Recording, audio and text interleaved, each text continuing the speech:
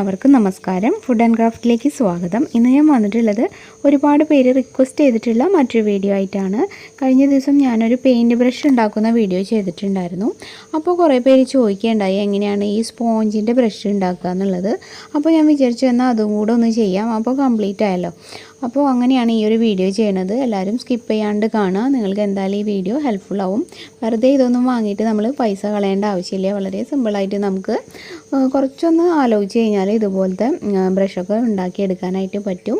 അപ്പോൾ എല്ലാവരും കണ്ടു നോക്കിയിട്ട് ട്രൈ ചെയ്യുക, എന്നിട്ട് അഭിപ്രായമൊക്കെ പറയാം കേട്ടോ. അപ്പോൾ നമുക്ക് ഇന്നത്തെ ഈ ഒരു കൊച്ചു വീഡിയോയിലേക്ക് കിടക്കാം.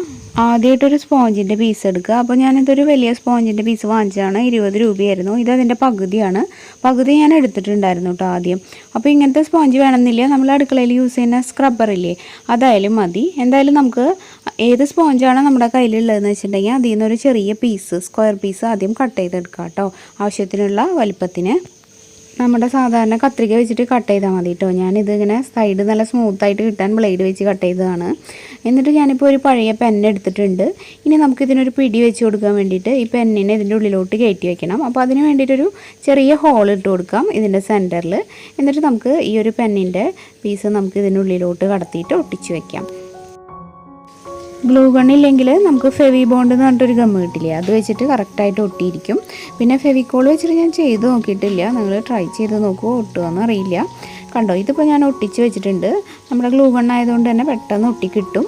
അപ്പോൾ ഇത്രയ്ക്കുള്ള ഒന്നാമത്തെ ബ്രഷിൻ്റെ പരിപാടി. വളരെ സിമ്പിളാണ്. നമുക്ക് ഈ പിടി വെച്ചിട്ട് നല്ല സിമ്പിളായിട്ട് പിടിച്ചിട്ട് ഇങ്ങനെ ഇത് വെച്ചിട്ട് ബോട്ടിലൊക്കെ പെയിൻറ്റ് ചെയ്യാൻ പറ്റും.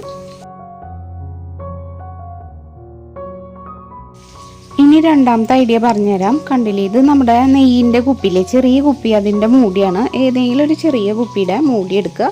എന്നിട്ട് അതിൻ്റെ ആ ഒരു അളവിനനുസരിച്ചിട്ട് ഈ ഒരു റൗണ്ട് നമുക്ക് ഈ സ്പോഞ്ചിൽ വരച്ചിട്ട് കട്ട് ചെയ്തെടുക്കാം കേട്ടോ. ആദ്യം ഇതുപോലെ ഒരു സ്ക്വയർ പീസ് കട്ട് ചെയ്തെടുക്കുക. എന്നിട്ട് സിസർ വെച്ചിട്ട് നമുക്ക് സൈഡൊക്കെ കട്ട് ചെയ്ത് നല്ല റൗണ്ടിലാക്കിയിട്ട് എടുക്കാം. വളരെ ശ്രദ്ധിച്ചിട്ട് ഇങ്ങനെ ഷേപ്പ് വിടാതെ കറക്റ്റായിട്ട് ഇങ്ങനെ ചെറുതായിട്ട് കട്ട് ചെയ്ത് ആ ഒരു റൗണ്ട് ഷേപ്പിലേക്ക് നമുക്ക് പറ്റുന്ന പോലെ ഒന്ന് കൊണ്ടുവരാൻ ശ്രമിക്കുക. അപ്പോൾ ഒരുമാതിരിയൊക്കെ ഞാൻ കട്ട് ചെയ്ത് ആക്കിയിട്ടുണ്ട്. ഇനി കൂടുതൽ സമയമൊന്നും സ്പെൻഡ് ചെയ്യണില്ല. ഇതിപ്പോൾ നമുക്ക് ചെയ്യാനല്ലേ, ഇങ്ങനെയൊക്കെ മതി. അപ്പോൾ നിങ്ങൾ കുറച്ചും കൂടെ ഒക്കെ ഭംഗിയിൽ പറ്റുന്നവർ അങ്ങനെ ചെയ്തോളൂ കേട്ടോ. എന്നിട്ട് നമുക്ക് ഈ ഒരു മൂടിയിൽ കുറച്ച് പശ തേച്ചിട്ട് ഈ ഒരു സ്പോഞ്ചിൻ്റെ പീസിനെ ഇതിൽ ഒട്ടിച്ച് വയ്ക്കാം കേട്ടോ. കണ്ടോ, അപ്പോൾ ഇങ്ങനെയായിട്ടുണ്ട്. ഇനി നമുക്കിതൊന്ന് പിടിക്കാനൊരു പിടി വേണം. അതിന് വേണ്ടിയിട്ട് ഞാനിപ്പോൾ ഏതോ ഒരു ക്രീമിൻ്റെ മൂടിയാണ് ഇത് എടുത്തിട്ടുള്ളത്. അപ്പോൾ നിങ്ങളുടെ വീട്ടിലുള്ളൊരു ചെറിയ മൂടി സംഘടിപ്പിച്ചെടുക്കുക. എന്നിട്ട് അതും കൂടെ നമുക്കിതിന് പിടി പോലെ ഒട്ടിച്ച് വയ്ക്കാം കേട്ടോ.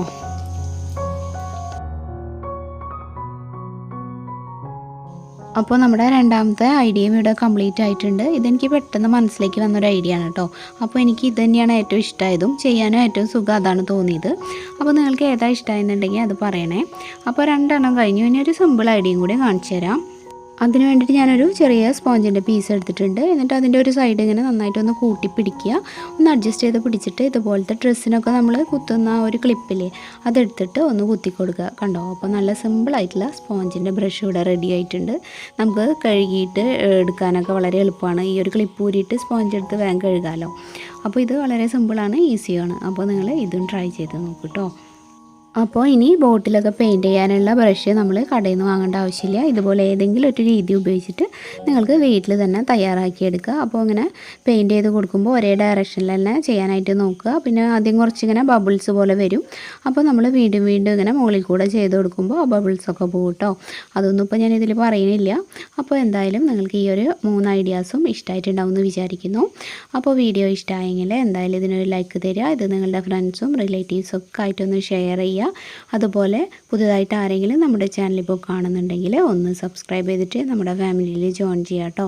സബ്സ്ക്രൈബ് ചെയ്യുമ്പോൾ ബെല്ലൈക്കൺ ക്ലിക്ക് ചെയ്യുക. അതിന് നേരെയുള്ള ഓൾ എന്നുള്ളൊരു ഓപ്ഷനും എനേബിൾ ആക്കുക. എന്നാലേ കറക്റ്റായിട്ട് നോട്ടിഫിക്കേഷൻസൊക്കെ കിട്ടുള്ളൂ.